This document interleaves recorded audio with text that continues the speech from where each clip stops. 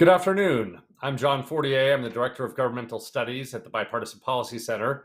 And thank you for joining us in a virtual event where we are here for an important reason, the release of a new book. The book is Fight House, Rivalries in the White House from Truman to Trump. And the author, Tevi Troy, will be joined by Tevi, as well as by Kyron Skinner to make commentary on this book. Let me start by introducing our guests, and then we're going to talk a little bit, and we're looking forward to having some of you ask questions as well. Reason I'm very excited about this book, but also about our guests is, it's a rare thing to be good at public service and to be a person of action. And it's also a rare thing to be a scholar and to be excellent at the study of something. And Tevi Troy and Kyron Skinner, but both bring that to the table. Tevi was someone who worked in many places in public service, from the Congress to several departments at the Department of Labor and Department of HHS, but also very importantly at the White House, which is what these books are about, or this book and several of his other books. He's also, again, an accomplished author who's written, in addition to this piece on the White House, pieces about intellectuals in the White House, as well as emergency preparedness in the White House and the use of social media by presidents. So I hope you will take the time to listen, but also to think about buying this book, Fight House. We've got 4th of July coming up. We have some more obscure presidents' birthdays in the summer. Any time is a good time for a loved one to really learn more about the White House and presidencies. Kyron Skinner is also a person of action and of scholarly repute. She is someone who's worked most recently in the White House or in the State Department as the Director of Policy and Planning, served in a number of other White Houses or administrations in advisory and other roles, as well as on presidential campaigns. But she's also the Tobey Professor and Director of the Institute of Politics and Strategy at Carnegie Mellon University. There she studies the presidency. She's written books on Ronald Reagan and on foreign policy as well. So we really have a great lineup today. What we're going to do is jump into the meat of the book. We want you to get a little sense from Tevi as to what's in the book, what are the key points. Then I want to turn to Kyron to really hear some of her thoughts. We'll have some conversation, and then we're going to turn to you. And I'm going to mention it now, but I'll mention it a couple other times. When I do come to you for questions, you have a number of ways of getting in touch with us. And one is to submit questions in the comment section at Facebook, and also with the YouTube chat function, and finally on Twitter at #BPC Live. So we'll look for your questions, but let's begin. Tevi, this is a book, and you've written extensively on the White House. But what I like about the book is, of course, it's about personalities and conflicts and important advisors in the White House, but it's really also a book about the presidency and the White House itself. It really says a lot about how that institution has grown. And so my first question really is, you point out that over the period you're talking about, starting after FDR, the White House has really become a much bigger institution. It has more staff, it's more prominent, and yet the advisors there are often maybe younger than cabinet secretaries, but they often have the ear of the president. So tell us a little bit about the growth of the White House, its relation to the cabinet, and then, if you can, with the many examples you have in your book, a few of them just to give us a little sense of what some of those conflicts in that area were. Well, thanks, John. Thanks, BPC, and thanks, Kyron, for doing this. Look, the book is really, as you said, about the growth of the White House staff, the growth of the executive office of the president. Many people don't realize this, but before the FDR administration, before Franklin Delano Roosevelt, you really didn't have a White House staff per se. People sometimes say, well, what about Nicolai and Hay and Lincoln's administration? The truth is, presidents may have had a secretary or two, but in Roosevelt, you had something called the Brownlow Commission. And this Brownlow Commission had a famous four-word conclusion. It was, the president needs help. And that four-word conclusion led to the creation of the executive office of the president, which now has about 1,800 people. Most of those 1,800 are career staffers who serve administration in, administration out. But there's about somewhere to 300 to 400 who are what we would traditionally think of as White House staffers. And those are the people who, you correctly note, are sometimes a little younger. They have the advantage of what I call in the book propinquity, proximity. They're close to the president, but they're not necessarily the person with the delegated authority to run an issue. However, their very closeness to the president often creates challenges for the cabinet secretary who is in charge of the area, and also for this whole idea of fighting within the White House. So the first two presidents that I look at are Truman and Eisenhower, and these guys both are the first two presidents to start with a White House staff. So they had to think about how they wanted to create their White House staff, how they wanted to do the structure. And both of them, for the most part, were believers in cabinet government. The idea of cabinet government is that the cabinet officers are in charge of the respective areas, and the White House staff can help the president, can help guide, but really it's the cabinet officers who are setting policy. And in fact, Eisenhower was known to tell cabinet officers who came to him with problems, he'd say, this is your area, you handle it, you work it out. That said, I do highlight in Fight House a couple of instances where you did have cabinet secretaries kind of butting heads with White House staffers or people who seemed to be delegated by the president in a way that was different from what the cabinet government would seem to entail. So one story I tell in the Truman administration is that Truman was faced with the issue of whether to recognize Israel. Now, today, that's not such a controversial proposition because Israel is a close ally of ours, but at the time, it was a big question mark for U.S. policy, and most of the national security establishment was against it, including George Marshall, who was not only a war hero, but he was also the Secretary of State and someone who Truman revered more than anyone else in public life. Truman knew that he wanted to hear the other side of the issue, so he assigned Clark Clifford, who later became famous, but at the time was a relatively junior White House aide, to make the case for recognizing Israel in a White House meeting where he would be running up against Marshall. Marshall was not that interested in having this junior White House aide weighing in on an issue in his purview and let the president know it. He even said, "What's Clifford doing here?" But Truman backed up Clifford, said, "He's here, General, because I asked him to be here." Clifford makes a case for recognizing Israel. The U.S. obviously does recognize Israel.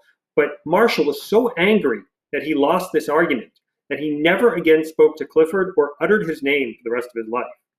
One quick story in the Eisenhower administration is John Foster Dulles was the Secretary of State. Again, we have this is a frequent tension between the Secretary of State and White House people.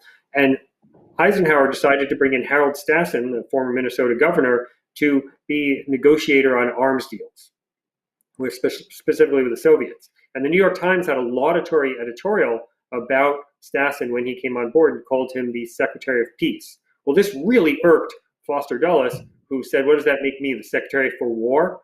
And he was constantly trying to undercut Stassen and eventually did manage to get rid of him. So even with these two presidents who really believed in cabinet government, you often have this sense of people who are designated by the president to handle an issue can sometimes run afoul of the cabinet secretary and create some of these tensions. Great. So another theme that you address is how a president has centralized authority or not within his White House. Some presidents at least wanted to have a chief of staff, a strong chief of staff, a gatekeeper who all things would go through that person. Others didn't want a chief of staff at all, or wanted a very loose operation, sometimes referred to as the spokes on the wheel theory, where many people had access to the president. Tell us a little bit about that organization of the White House and then how it affected some of the conflicts that you highlight in the book. Yeah, I'm glad you mentioned the chief of staff because people assume the chief of staff was always there, and it is not the case. Now, the first prominent one was Sherman Adams under Eisenhower, but then you had this back and forth over the next 3 or 4 administrations where it wasn't clear if the chief of staff was going to be a recurrent position in the White House hierarchy.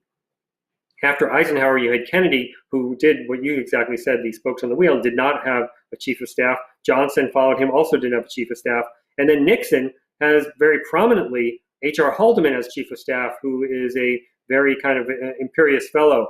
And then the subsequent administrations kind of reacted against Nixon in the imperial presidency. And you first had Ford, who had a chief of staff. It was Don Rumsfeld. But he didn't want to call him chief of staff. He called him staff coordinator. And then Jimmy Carter didn't even want to have a chief of staff. And that led to all kinds of challenges. So the Carter administration starts without a chief of staff. Reluctantly, they come around to bringing in Hamilton Jordan, who was the strategist as chief of staff. That didn't work out well. And then eventually you have Jack Watson, who becomes the chief of staff. He was the guy who had butted heads with Hamilton Jordan during the campaign of 1976 because Watson was in charge of the transition, and all the campaign people, like you see today, and in the modern era, all the campaign people were worried that the transition people were going to take their jobs while they are working to get the president elected. So Watson eventually becomes chief of staff and is pretty good at it. So much so that when Ronald Reagan wins, he meets Jack Watson and he says to him, from what I hear, if you had this position earlier, I might not be in this position right now. Meaning if Carter had gone with an effective chief of staff early on, he wouldn't have had as ineffective a presidency and may have won a second term. So the chief of staff is an important role. Under the Reagan administration, you have Jim Baker, who is widely regarded as the best chief of staff ever. And once he comes in and he does a really good job, and you see what a good chief of staff can do, you've basically had a chief of staff consecutively in every administration since. That doesn't mean that there aren't problems. Don Regan replaced Jim Baker as chief of staff, was not nearly as effective, did not get along nearly as well with Mrs. Reagan, who was important. And in fact, during the Iran-Contra scandal, he at one point hangs up on Mrs. Reagan when she's telling him to do something that he doesn't want to do. And Jim Baker, who was the previous chief of staff, hears about this, and he says, hanging up on the first lady, that's not just a firing offense, that's a hanging offense. And indeed, while Don Regan wasn't hanged, he was fired, and he didn't last much longer after that. So the chief of staff is an important position, can help control conflict, but at the same time, sometimes they get involved in the conflict as well. Great. So if I asked you to give advice to a president, an incoming president, and especially with respect to how you deal with conflict in the White House, is it a thing that's necessary? Do you need to manage it? Is it good to have a little? What would you say to president? Does it depend a little on who that president is? What's your big advice for a president really able to run a White House well, knowing that there are potentially these very strong conflicts that you detail in the book? And again, some examples from the book would be great. Yeah, sure. So look, in White House, I described that there's a continuum. On one side, you have absolutely no conflict, and that leads to groupthink. We saw in the Johnson administration, Johnson didn't want to hear opposing voices on Vietnam. He marginalized people who tried to raise countervailing voices. And in fact, there were some people at the State Department who were uncomfortable with the Vietnam policy, and they formed a little group to discuss alternative policy options, but they were so nervous that Johnson might find out about this that they called themselves the non-group, and they met secretly so that Johnson wouldn't be aware of it and take revenge on them. So that is groupthink, and that is way too much conflict aversion. On the other hand, if you have too much conflict, and in this I often think of the Ford administration, then you have kind of a wild, uncontrolled White House, and you have people leaking to the press, and you have people not able to trust one another. And the Ford administration, it's odd that it was like this because everyone thinks Jerry Ford was a nice guy, and he was a nice guy, but I think his niceness precluded him from taking tough steps to control some of the fighting in the White House. And specifically, there was a guy named Robert Hartman, who was a friend of Ford's, who knew Ford before he became president, who was a very thin-skinned and egocentric fellow. In fact, his nickname in the White House was SOB. And he used to joke that it stands for Sweet Old Bob, but we know that it didn't stand for that, and he did, I think, as well. And Ford was very reluctant to control Hartman, and Hartman did these shenanigans, like he would control the presidential inbox from his office, which is the anteroom to the Oval. So he even shared a bathroom with Ford, which is an unusual breach of protocol. And so what he would do by controlling the inbox is if he saw something go in the presidential inbox that he didn't like, he would pull it out and he would slip it to Evans and Novak, the political columnists. And then if he wrote something that he wanted to get in front of the president, he would slip it into the presidential inbox without going through the staff secretary process. And this was really untenable, not manageable. And in fact, they decided they had to do something about it. And Gerald Ford was close to Hartman. He didn't want to do anything about it, but the deputy chief of staff was a guy named Dick Cheney, who later became the chief of staff, the youngest chief of staff in presidential history. But Cheney was assigned with figuring out a way to deal with the Hartman problem. And one thing he did was he kind of booted Hartman out of that anteroom that was next to the Oval. He knew that he couldn't go to Ford and say, can we get rid of your friend? But what he did say was, Mr. President, you need a room for quiet contemplation where you can think about the big issues of the day. Ford agreed. And then they made that anteroom the Ford contemplation room, and Hartman found that he was out of an office. So Hartman did stay in the White House orbit, but he no longer had that office from where he was being so problematic. So sometimes you need to take steps that are not necessarily what the president is willing to articulate that he wants in order to address it. So I would say in that continuum from groupthink to extreme chaos, somewhere in the middle is a comfortable zone. And sometimes you have a president who's willing to kind of survive with a little chaos, or actually engender a little chaos in order to get better results. And in this, the famous story is of Bill Clinton, who loses the midterm election in 1994 because his staff had drifted too far to the left. He knows he needs alternative voices. He secretly brings an advisor nicknamed Charlie. Charlie, we found out later, was Dick Morris, who was a long-standing political consultant to Clinton, but also had been a Republican political consultant at times in his career. And Charlie brings in these memos that are trying to drift Clinton back towards the center.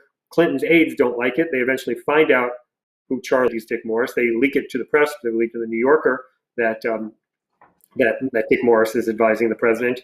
And people like George Stephanopoulos, and Harold Ickes, who are among the more liberal White House aides, are going at it hammer and tongs Dick Morris the entire time he's in the White House. And Stephanopoulos, whose memoir, which is an excellent book, by the way, All Too Human, in his memoir, he talks about how much he dislikes Morris, but at the end, he even notes that Clinton, by bringing in this outside force, got better results out of his staff. So sometimes a president has recognized that there are benefits to fostering a little bit of chaos in order to get better results. Thanks, Tevi, and I think that you've given a pretty good sense of some of what's in the book. There's a lot more for the audience, so there's certainly more reason to go out and buy that book. I'm going to do two things. I'm going to turn to Kyra in one second, but I first do want to remind you as the audience that we're going to be coming to you later for questions. And just so how you do that, you can submit your questions in the comments section of Facebook. You can do so on the YouTube chat function, and you can do so through Twitter at the handle hashtag BPC Live. So, Kyron, you have all sorts of experience and scholarly work in this area. First, some broad thoughts for Tevi about the book, and then if you want to share some of your experiences in the Trump or Reagan administrations, we'd love to hear that.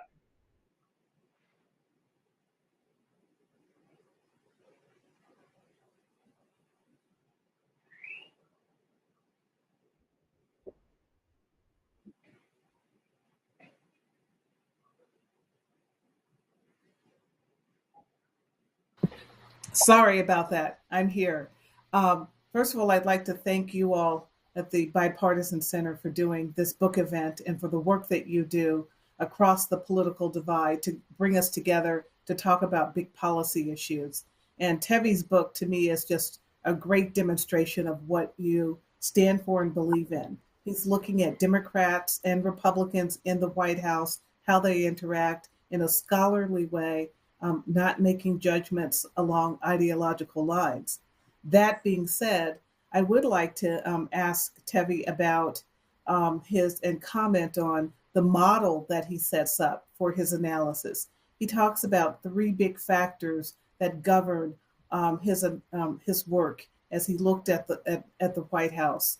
One, he talked about ideological fighting.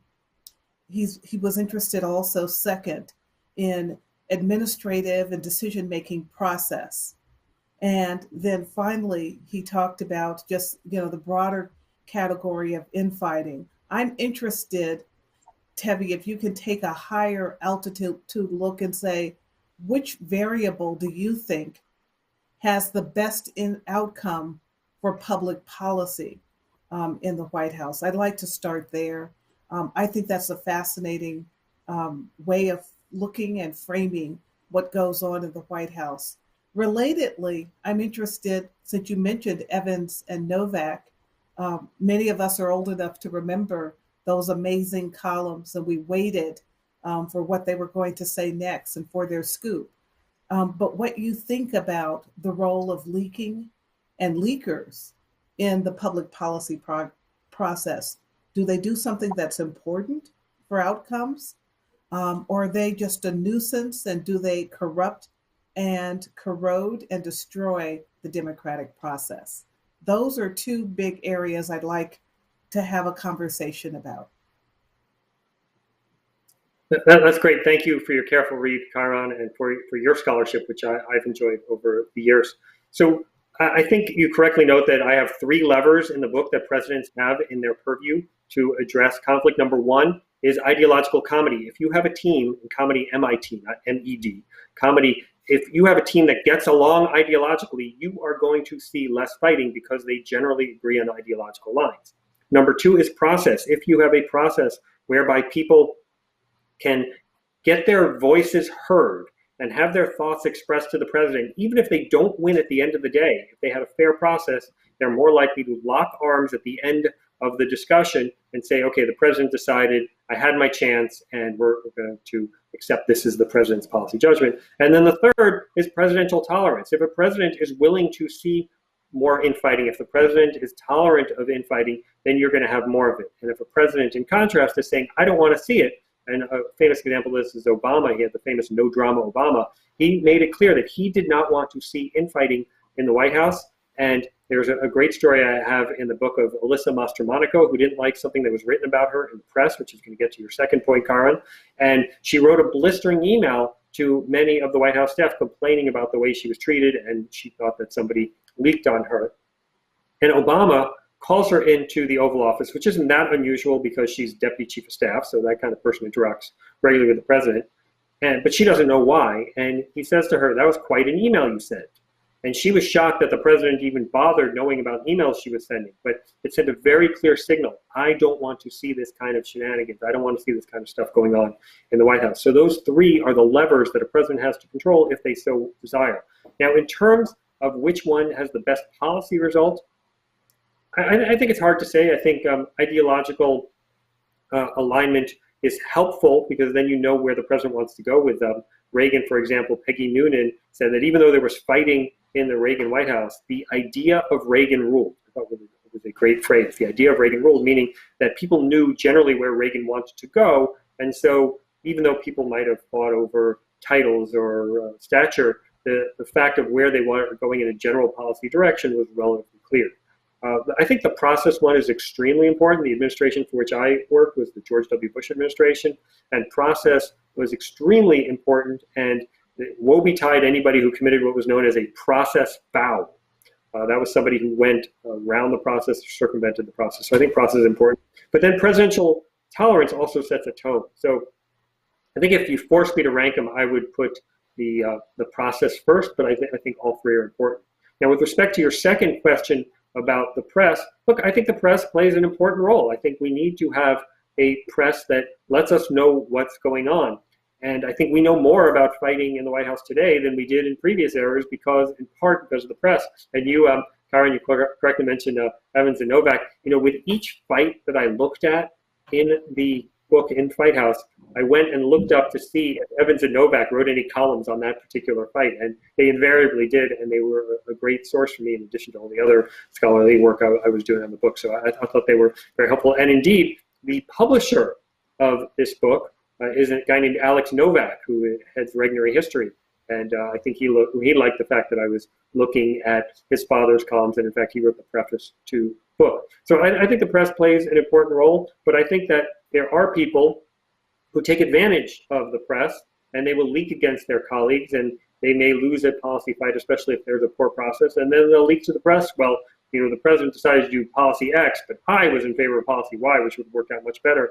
And I don't think that kind of self-serving approach is helpful. I know in the Bush administration, which I worked, I was on the domestic side of the House, and not only was it a relatively leak-free administration, I don't think I'm naive about these issues. The reason I say it was a leak-free administration is because the reporters complained that there are not enough leaks coming from the administration. And I have a whole stream of quotes in the book, in Fight House, of reporters complaining about the absence of leaks from this administration. And I think that can lead to people cooperating better if they don't feel like every utterance in a private meeting is going to show up in the New York Times or Washington Post or Politico. Great. Chiron, could I maybe get you to ask some more, maybe tempt you to talk a little bit about either your time in the Trump administration or your studies of the Reagan administration? Tevi's written about both. The book obviously doesn't cover as much about Trump. It's new, but some of your thoughts on that, and maybe Tevi can interact with what you're thinking along those lines. Absolutely. Tevi, you talk about Peggy Noonan saying, we understood Reagan was in charge from an ideological and policy standpoint. But you also know that he had numerous national security advisors. There was a churn in the White House. Every 14 months or so, over an 8-year period, there was a new national security advisor. And so there was a tension between his ideology, which he was committed to, and everyone knew what his North Star was, and his ability to have the process of the White House work. I've studied Reagan and found that fascinating, and have often wondered, how did a president who had that many national security advisors have the historic breakthroughs in the Cold War that he did? For example, in December 1987, the Washington summit led to the first nuclear disarmament treaty of what was then like the 40-year Cold War. Could you speak to how Reagan got something that historic done in the midst of having new faces, not just the national security advisor, but downstream, the people underneath each man coming in and coming out? How did that happen from the work that you did?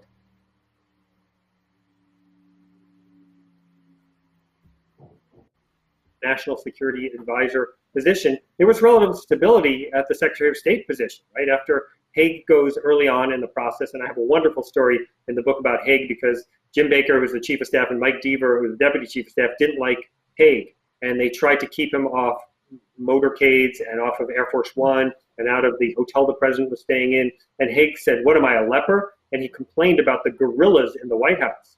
And so Mike Deaver, 42-year-old deputy chief of staff, dresses up in a gorilla costume in the White House, parading around saying, "I'm Baker's gorilla," making fun of Haig, which is just astounding to me. I could not imagine in an era of cell phones and Twitter that somebody would do something like that, but obviously this before that. So Haig goes relatively quickly, but then George Shultz comes in, who is, I think, an excellent Secretary of State, had a real clear sense of what he wanted. I know he's a colleague of yours at Hoover, Chiron. And I think the stability there really helped. And then the other thing is this idea that Peggy Noonan talked about, which is the idea of Reagan rule. If you have a sense of what the president wants, then you are more likely to have aides, even if they interchange, to know the direction in which the president is trying to go. And then the person who succeeded Reagan was George H.W. Bush, and there you had much more warmth between the more conservative staffers and the more moderate staffers, because Bush himself was a little less clear about his positions were. He said he had trouble with the, quote, vision thing. And so when you have a president who you're really not clear on where they were going to go, it's hard to get some of these big things accomplished. Related to that, John, if you don't mind, I'd like to Please. say that sometimes it's difficult, and you've already referred to this, but I'd like to draw you out more, Tevi, on this point. It's often difficult for a White House that is largely cohesive on the three big variables that you mentioned to get the work that they want done when there's chaos in the agencies going on. And related to that, powerful cabinet secretaries who happen to disagree with the president. I think we've seen that in the Trump administration, and that may in fact be much of the Trump administration story so far. Can you give us some historical examples that may help be a corrective to what the Trump administration has experienced, if indeed you agree with what I've just described? Well, it's certainly clear that some of my best stories in Fight House about infighting are between the National Security Advisor and the Secretary of State. In the Nixon administration, for example, you had Henry Kissinger, who was the National Security Advisor. And it's hard to remember now because we see him as this kind of aged guru spouting wisdom on foreign policy. But then he was very young, very aggressive, very thin-skinned, brilliant to be sure. And he was constantly threatened by William Rogers, who was the Secretary of State that in the Nixon administration, who also knew Nixon going back to the Eisenhower administration, and they were close personal friends. And yet Kissinger ran rings around Rogers, in part because Nixon allowed it, in part because Nixon recognized Kissinger's brilliance and recognized that he could learn from Kissinger on foreign policy, whereas Rogers really had nothing to teach Nixon, who himself was quite the strategist when it came to foreign policy. So sometimes you have this situation where the National Security Advisor can kind of run rings around the Secretary of State. Similarly, you had this issue a bit in the Carter administration, where there was constant fighting between Zbigniew Brzezinski and Cy Vance, who was the Secretary of State. And these guys knew each other before the administration. They even had dinner the night of the election and talked about how the prospects of them working together. And in the first day of the Carter administration, Brzezinski is briefed on his communications console, and he's told this phone rings from the president and this phone rings from the Secretary of State. And Brzezinski shouts, "Yank it out," pointing to the Secretary of State phone, saying, "I work for the president, not for Vance." So on first day of the administration, he was already laying out his markers that he was going to be beholden at all to the Secretary of State. But then sometimes you can have a relationship that works better. So in the Nixon administration, I talk about how James Schlesinger was the Secretary of Defense, and he wouldn't put up with Kissinger's shenanigans, and he actually had the bureaucratic standing to be able to push back against Kissinger, and he actually was much more effective as Secretary of Defense than Rogers was able to be as Secretary of State, because he kind of scared off Kissinger. Kissinger was a bit of a bureaucratic bully, and he knew that he couldn't bully around Schlesinger. So I think that people, it's a very alpha male, alpha female environment, right? An environment where people are really pushing to see the limits of what they can accomplish.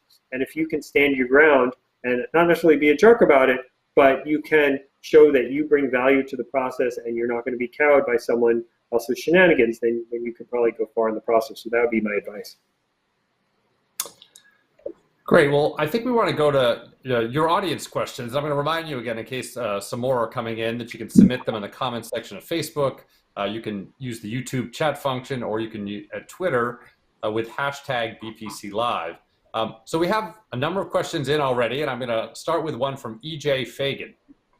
And that question is, what role do vice presidents play in creating or disarming conflict? Has that role changed as the vice presidency has taken on more of an active role, and he says, beginning with Al Gore?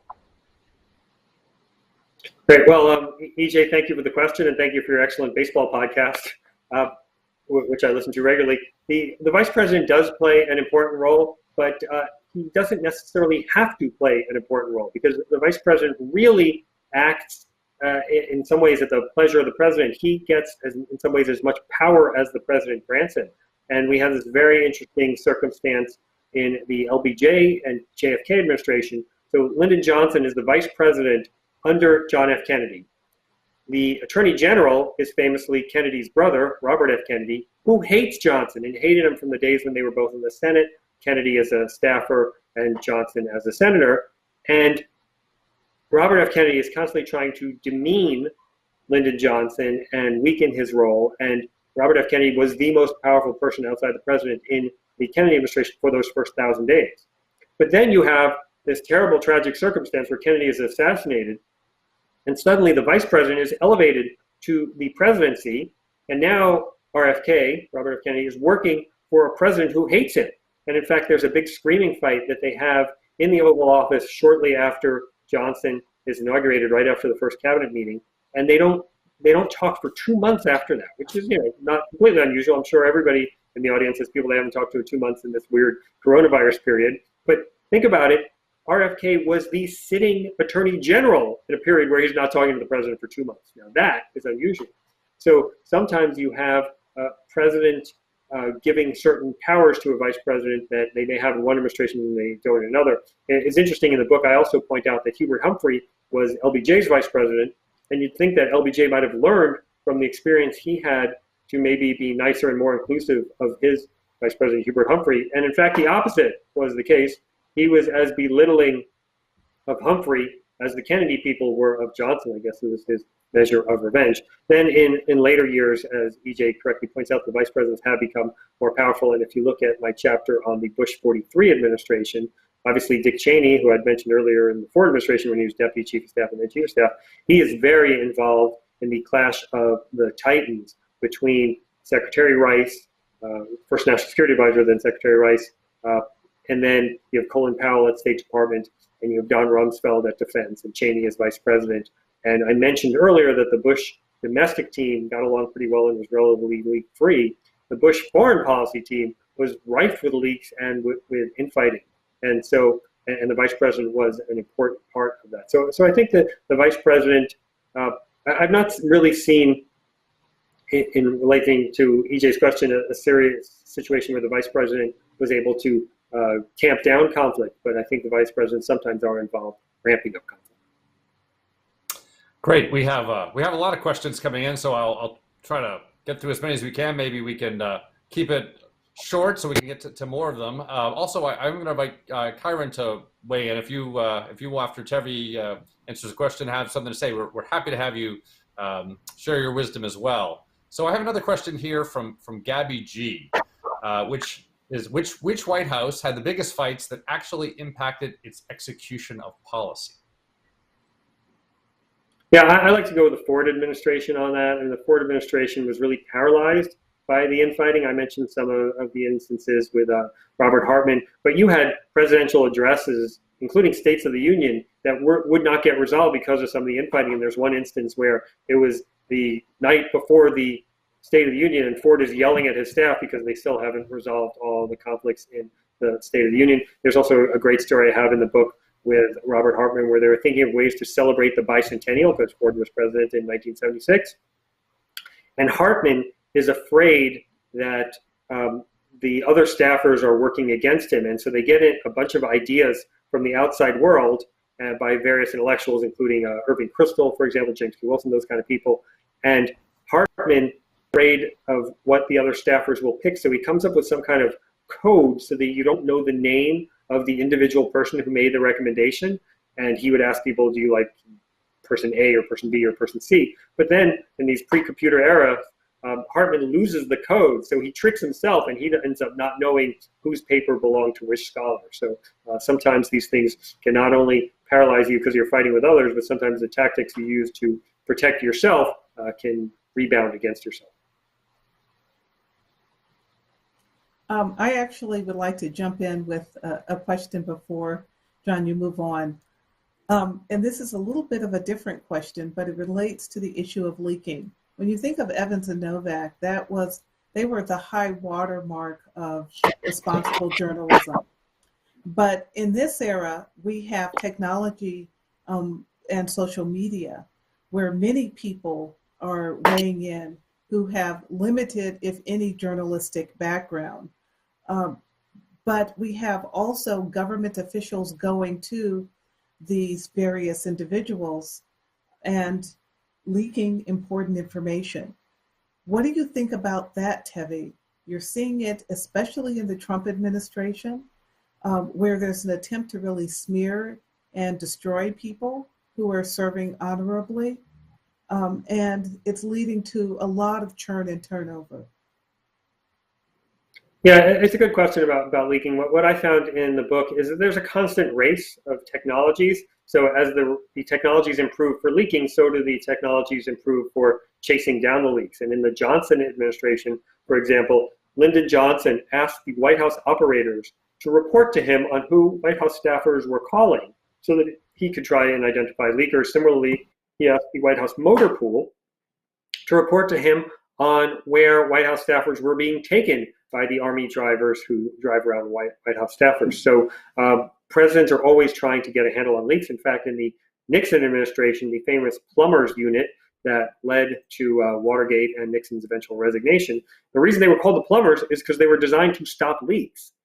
They ended up breaking into the Watergate Hotel to get some DNC papers, but the reason they started and the reason they had that nickname is because they were designed to find leaks. So I think there's a bit of a cat and mouse game between administrations and staffers on the leaking issue.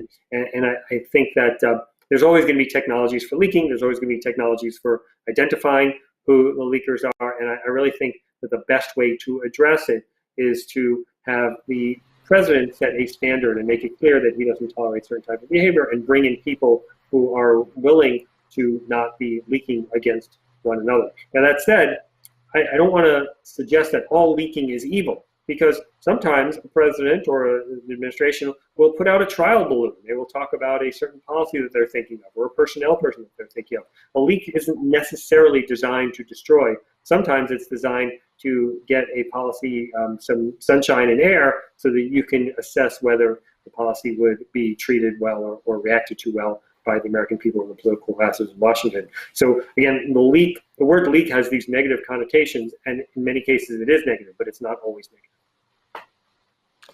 We're going to turn to another audience question. I will note, if you look carefully at Tevi's screen, you'll see not only Fight House, his current book, but his other books, Wake the President, Jefferson, Red, and Intellectuals in the White House splayed behind him. So you may feel the need to buy more than one of these books. But I'm going to turn to a question from Russell Newsom. And that question begins with a comment I agree with. Fight House is a truly great book about the modern presidency. The book gets into this, but I'd like to hear the author discuss whether these rivalries emanate more from personality or from policy. Yeah, it's a great question, and Russ himself is a former White House staffer, so he knows where he speaks. Look, personality is obviously an issue. A guy like Kissinger is a sharp-skinned fellow, was a sharp-skinned fellow, wasn't going to get in fights with people no matter what. A person like Robert Hartman, whom I described in the Ford administration, also a guy who I can't imagine being in an environment where he's not getting in fights with people. But then sometimes you have people who try and put the policy above the fighting. So in the Reagan administration, you had Ed Meese, and he was kind of the true conservative advisor to Reagan and very close to Reagan, but he didn't get the chief of staff job. He didn't get it in part because he was disorganized, and there's a great story in the book that his briefcase, Ed Meese's briefcase, is known as a place where papers go in and never come out, and so they even called it the black hole, or I have a lot of nicknames in the book, but the only object to get a nickname in the book is Ed Meese's briefcase. They called it the Meese case.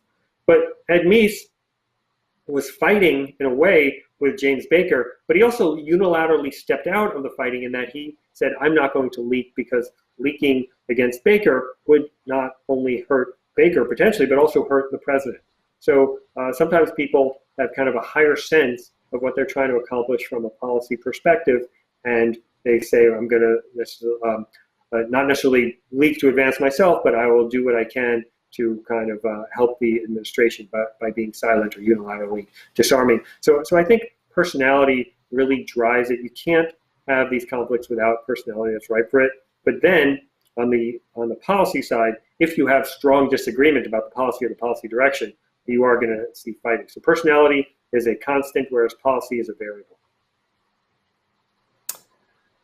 Great. Well, we have another question, and actually I think certainly Tevi should answer this, but maybe Kyron will want to weigh in on this as well. So this is from Herbert Lutch, and the question is, what are factors that have contributed to successful relationships between a given chief of staff and cabinet secretaries? Yeah, it's a good question, because the chief of staff on one level sees himself as primus inter pares, above everybody else, but at the same time, he's not a cabinet secretary. He doesn't necessarily have cabinet rank, although most presidents almost all presidents let the chief of staff go to cabinet meetings. Sometimes you have presidents who, chief of staff who get a little bit ahead of themselves. So Don Regan, whom I mentioned earlier, about him, Nancy Reagan said, he's pretty good at the chief part, but he doesn't really get the of staff part. So I think that the way to make sure they get along is to try and inculcate the sense that they're all on the president's team, and that they have equivalent ability to access the president. And one of the reasons that Don Regan wanted to become chief of staff is because when he was Treasury Secretary, he never had a one-on-one time alone with President Reagan. And so if you keep the cabinet secretaries isolated from the president, I think that will hurt you as the chief of staff, because there's a feeling that you are isolating the president and you're not letting them have the face time that they need in order to get a sense of the president and his policies in order to get his stuff done. So I think the chief of staff needs to be an inclusive player. I saw this with Andy Card when I worked in the Bush White House. He really recognized the importance of the cabinet secretaries and the need to fold them into the process. And I think that's a good model for how to have the chief of staff get along with cabinet secretaries. It probably helped that Secretary Card himself had been a cabinet secretary of transportation previously, so he knew about that tension. Let me speak on that question based on what Tevi has said from the standpoint of the Trump administration. Again, an administration that's had a lot of churn in the White House, not just at the National Security Council, but also in the role of chief of staff. what I've been able to observe is that both in the chief of staff role, which has become so critical for the modern American presidency, I don't see how a president could survive without a chief of staff, given the sheer amount of operational activity that the White House is responsible for in any given day. But the common factor that I think that leads to a great chief of staff that may have been missing in the Trump administration has been the prior relationship, if any, that individual has with the commander-in-chief. And a lot of what we're seeing in the Trump administration is that it's a collection of people who really didn't know Donald Trump when they came to serve him, either in the cabinet or as chief of staff or as national security advisor. That's a hard place to be. It's hard to build the relationship in real time. And often when you're that close to the president, the more that you have some prior history, the more I think the trust is there. And if you've been in the trenches before, either in a campaign or in some other phase of life. And so we're seeing in this period a collection of people who are serving a president where they really don't know him very well, and he doesn't know them very well. Tabby, I don't know if you want to respond to that based on your research. Yeah, look, I think Karen's raising a really important point, which is this sense that the president has the most trust in the people that come with him, and you often have this mafia appellation attached. So, Bill Clinton had the Arkansas Mafia, or Reagan had the California Mafia, or Carter had the Georgia Mafia. It's not necessarily mafia in the mob sense, but people who were with him before. And if you're president, anybody you meet as president is someone inherently you have to have some level of distrust of, because they want to talk to you and they kiss up to you because you are president. And what would they have thought of you before you were president? And I think so people who knew you when really have a closeness to you that has value to it. And that's why I talked earlier about Bob Hartman.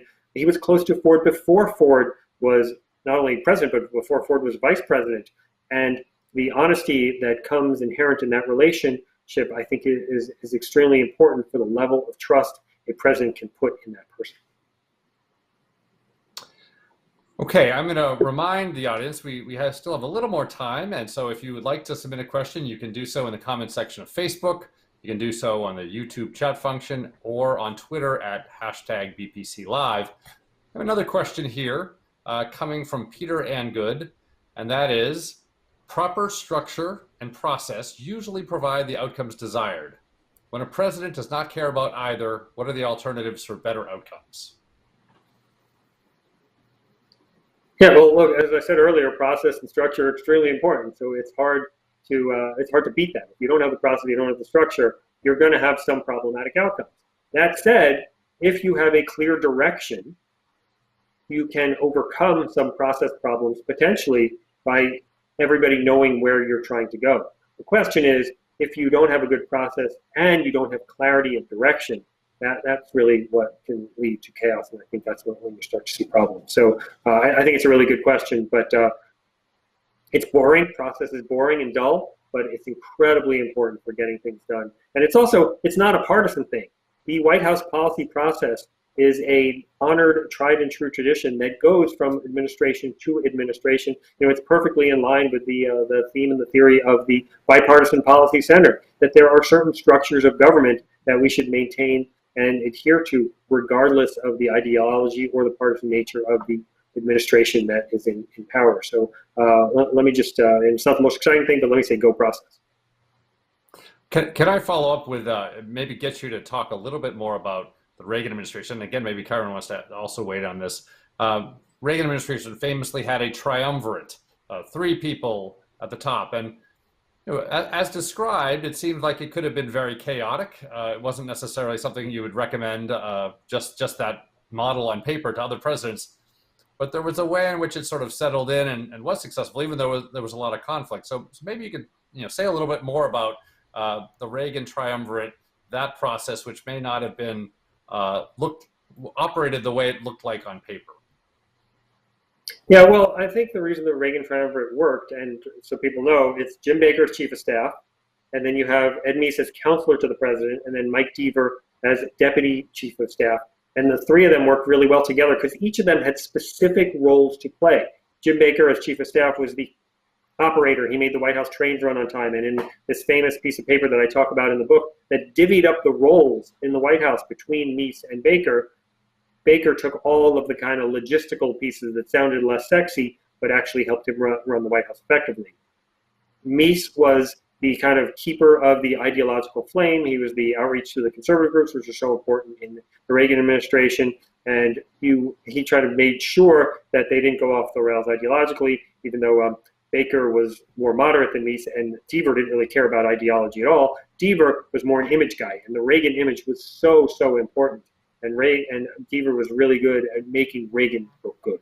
And so because each of them had specific roles, and even though they might have fought, they didn't really step on each other's toes in their specific areas, and I think that's important. The other funny thing about the Triumvirate, and I have some amusing stories about this in the book in Fight House, is the extent to which they distrusted the other, so they always stuck together as a group, and the other staffers knew that they could get a lot done without those three senior people bothering them if they were all going to Reagan, because nobody wanted to have a meeting with Reagan without one of the three members, because then Reagan could say something that was detrimental to the missing member. And there's even an amusing story in Fight House about when Reagan's in the hospital, the three of them have to visit him at the hospital all together. So they couldn't visit him individually in the hospital. And Reagan kind of joked when they showed up and said, "Gee, fellas, I didn't know we were going to have a staff meeting here."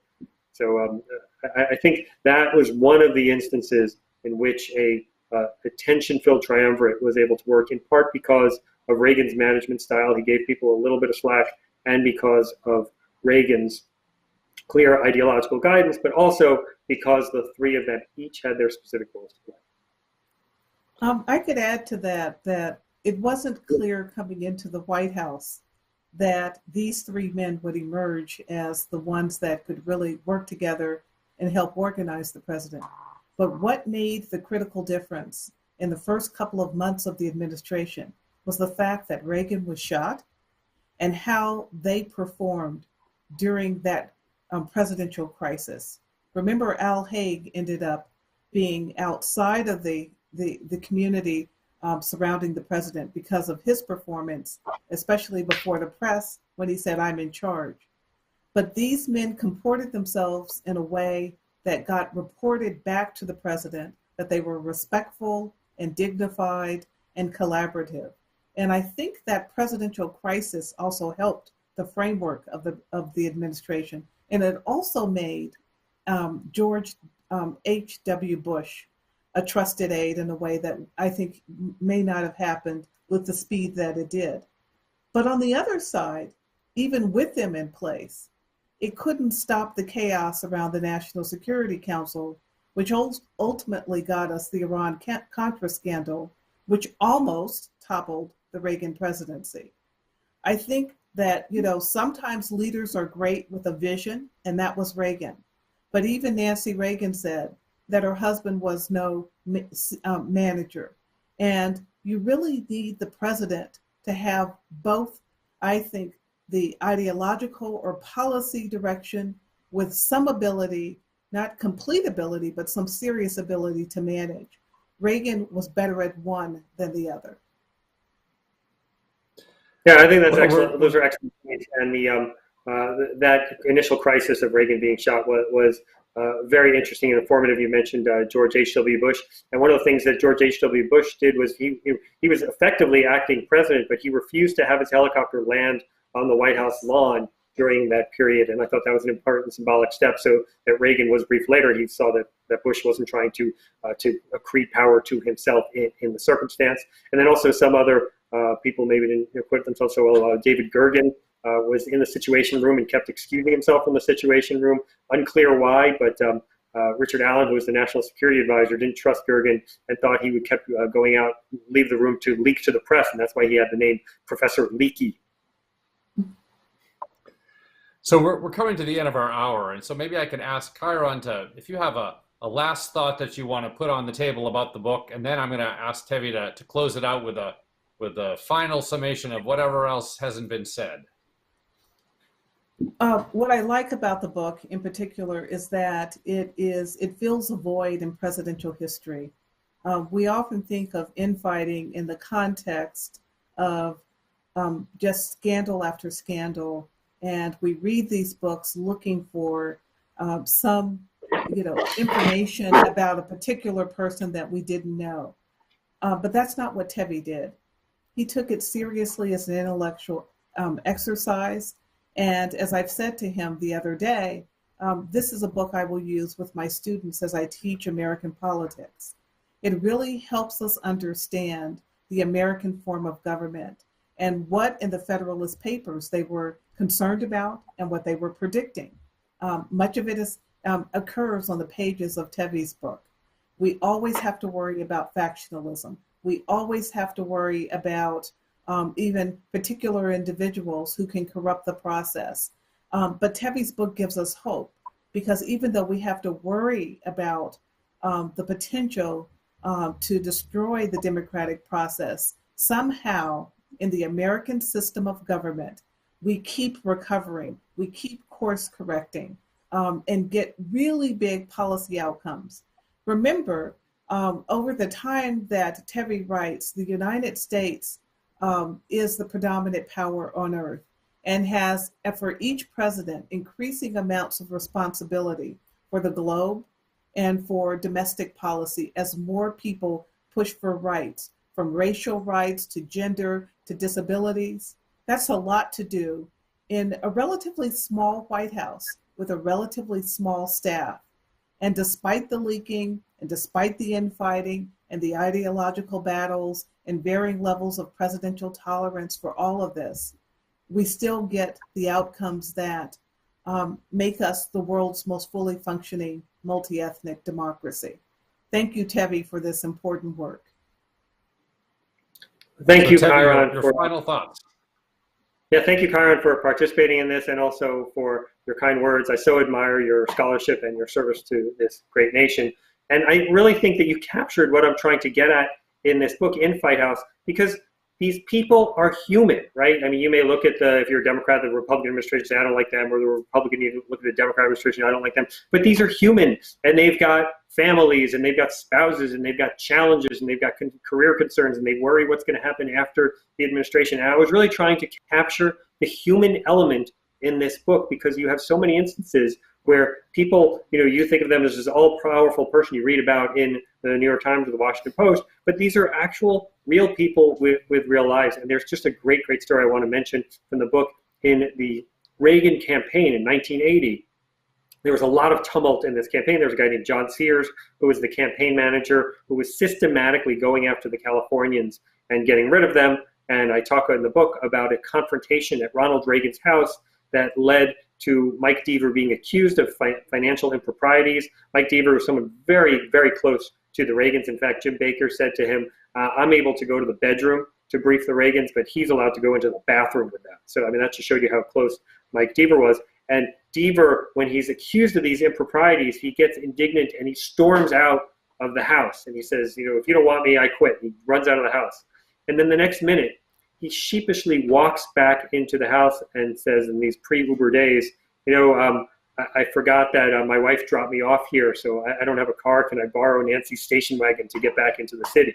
So, it's just a very human moment. Here's a guy who, indignantly resigned from the campaign, and yet at the same moment, he recognizes that, his friendship with Nancy would allow him to borrow her station wagon, and he kind of sheepishly comes back. So I have got all kinds of human moments in the book, because again, it's important that these personalities, they really shape policy. They shape the direction of this great country. And I recognize that each president has ideological predilections, and those weigh to some degree, and they do help shape the direction you're going, but also who the people are and what they're trying to accomplish and what their own concerns are. In the Obama administration, there's a story about Alyssa Mastromonaco, whom I mentioned earlier, who's the deputy chief of staff, and she is frustrated there aren't sufficient feminine products in the White House Oval Office and in the West Wing bathrooms. And she goes and she fixes it, and she makes a big announcement that I've gotten this fixed, and she talks about the blank stares she got from the Obama staff when it happened. But that was important to her, and that was kind of the reality that she brought to the role. So again, the human element is incredibly important in Fight House. I appreciate everybody calling in. I appreciate the BPC doing this. I hope people will purchase the book, and I look forward to engaging with people about it in the future. And I'll leave the last few seconds to John. Thank you to our audience. Thank you to Chiron Skinner of Carnegie Mellon University. Thank you, presidential historian Tevi Troy, and author of the great book we've been discussing today, Fight House, Rivalries in the White House from Truman to Trump.